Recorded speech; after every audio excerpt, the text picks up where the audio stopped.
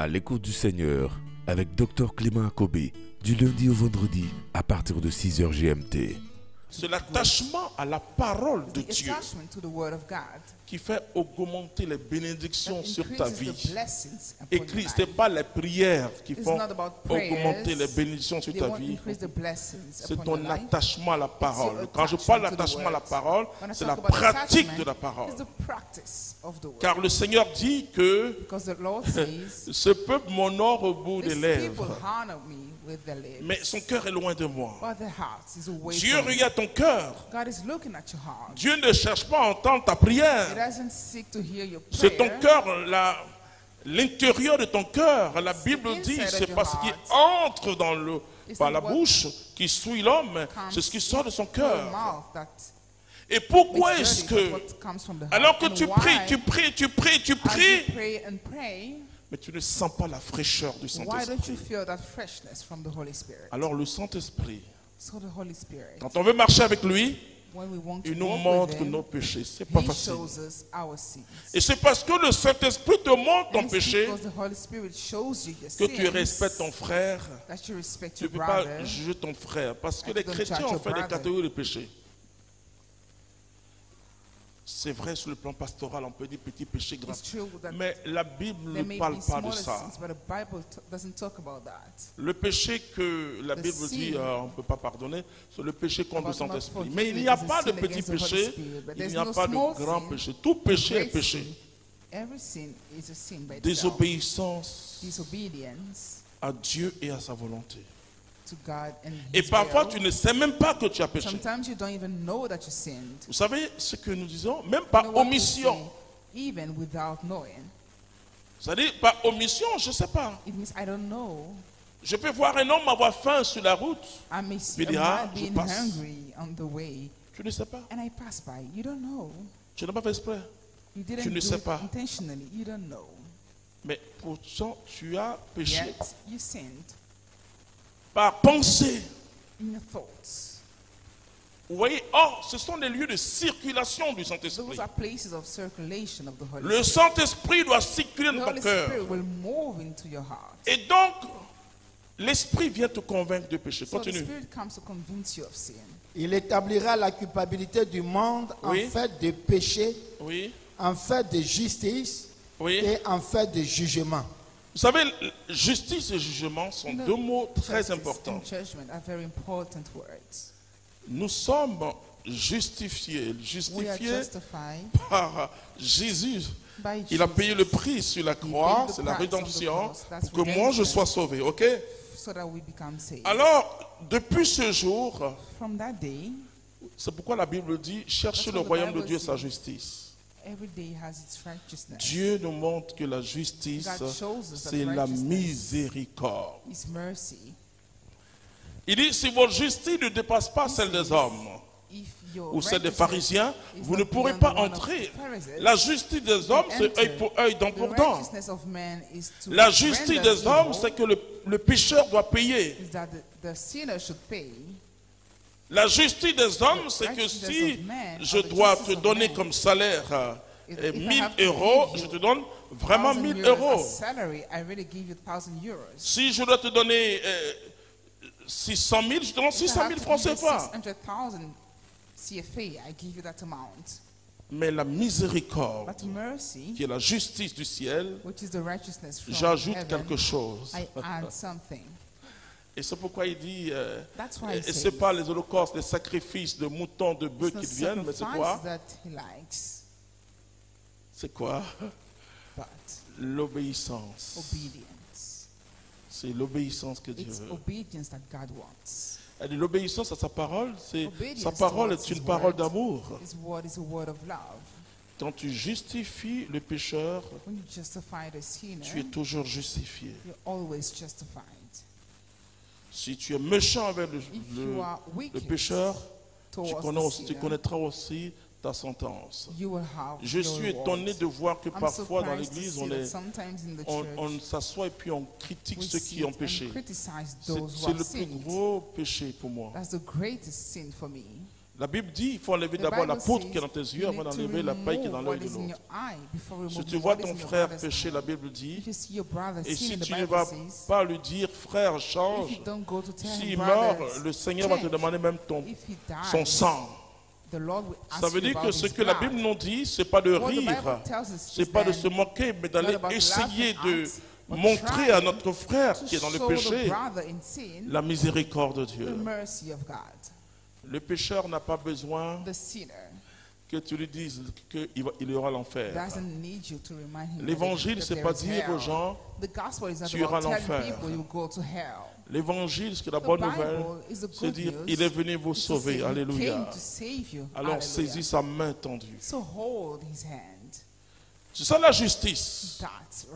Jésus montre aux hommes la vraie justice. Ceux qui ne sont pas considérés. Les pierres qu'on rejette, les bâtisseurs, c'est ceux-là que Jésus ramasse pour en faire des pierres principales pour la construction d'un édifice spirituel. Troisièmement, parce qu'ils ne croient pas en moi de justice, parce que je vais vers le Père, et que vous ne me verrez plus de jugement. Au verset 8. Ok. Et lui, une fois venu, le Saint-Esprit, une fois venu, il établira la culpabilité du monde en fait de péché, en fait de justice et en fait de jugement. Le jugement, c'est quoi? C'est un exercice de notre intelligence. It's an exercise of our intelligence. Et qui voit les choses selon et qui ont un jugement selon la nature humaine. Mais Jésus dit, le Saint-Esprit viendra nous dire, nous jugeons mal. Et parfois, on ne considère pas le petit, on dit le pauvre, non, lui là, il n'est pas bon. Le jugement, c'est que la lumière est venue dans le monde. Finalement, c'est l'homme qui choisit son camp. C'est que les hommes n'ont pas choisi la lumière à cause de leurs œuvres. Donc finalement, c'est toi-même. Le jugement, c'est le renouvellement que Dieu nous donne de l'esprit. Ce que Paul l'appelle aussi l'intelligence de l'esprit. Ça, c'est la sonder les profondeurs de Dieu pour avoir la connaissance. Mais c'est ce que le prophète Ésaïe appelle aussi l'esprit d'intelligence. Dieu nous donne une autre capacité de réflexive. C'est-à-dire que on ne réfléchit pas. Il dit ne vous conformez plus aux habitudes de ce monde, mais laissez l'Esprit Saint vous transformer au niveau de votre jugement. Tu ne condamneras plus ton frère. Tu auras une compassion extraordinaire. Vous voyez, et quand le chrétien n'entre pas dans ce que je suis en train de dire, alors l'onction ne peut pas se renouveler. Et je vous ai dit l'autre jour comment l'huile, si vous ne faites pas l'évidence, vous aurez beaucoup de problèmes. Vous allez casser votre moteur. L'onction doit se renouveler. Chaque fois que je suis dans la motion du Saint-Esprit, je sens une circulation du Saint-Esprit. Et cette circulation est due à l'onction du Saint-Esprit. La chair donne des émotions, mais nous devons entrer dans la motion du Saint-Esprit. Là, le Saint-Esprit vient en nous. Il nous aide à vivre la vie de Dieu. Alors, il faut rejeter tout ce qui peut faire obstacle à ma croissance spirituelle. Je dis les chrétiens, moi quand je les regarde aujourd'hui, ta prière ne m'impressionne pas. Parce que tout le monde prie, les bouddhistes, tout le monde prie. Les bouddhistes, il y a les moines bouddhistes, ils sont toujours dans la prière. C'est pas ça qui m'impressionne. Ce qui m'impressionne, c'est ta vie chrétienne. Ta vie qui porte du fruit. La Bible dit l'arbre qui ne porte pas de fruit sera jeté. Les chrétiens prient.